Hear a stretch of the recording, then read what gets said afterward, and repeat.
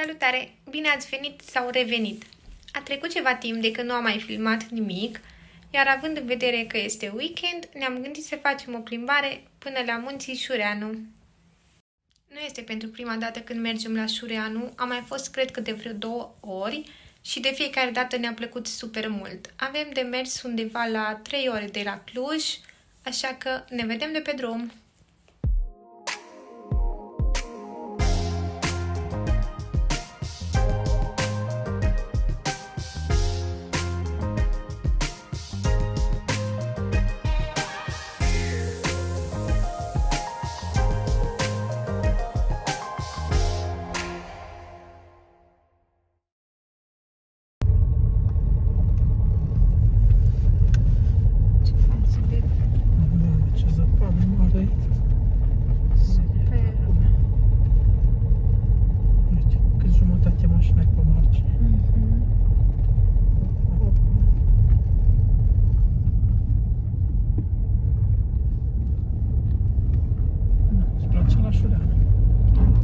Dar dacă nu ar fi soarele așa puternic,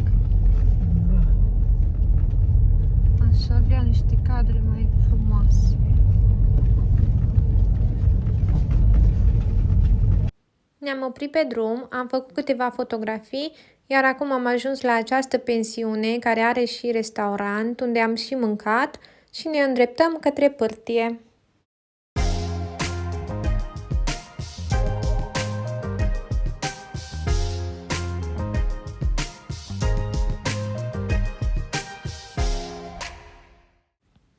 Am ajuns și la Pârtie, care este absolut superbă, dar pentru că nu am venit echipați de schi, nu avem voie pe Pârtie, așa că ne vom plimba pe lângă și vom face câteva fotografii.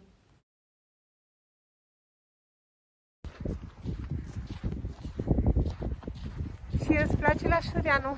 Îmi place, cum să nu, uite ce frumos e, ce zăpadă mare. Uite acolo munchile cât de mare. Ia să vedem. Dacă se pornește de acolo în avalanșă, cum ar fi?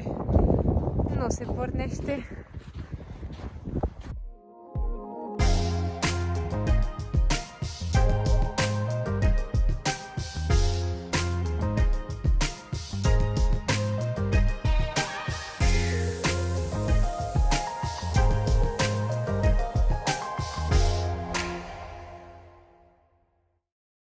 Ne-am oprit să admirăm și lacul Oașa. Ia uitați ce frumos se vede.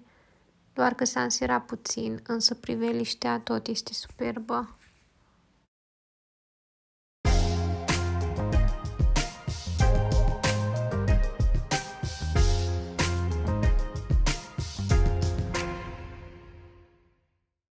Cam asta a fost pentru azi. Dacă v-a plăcut, nu uitați să vă abonați, să dați un like și ne revedem data viitoare. Pupici!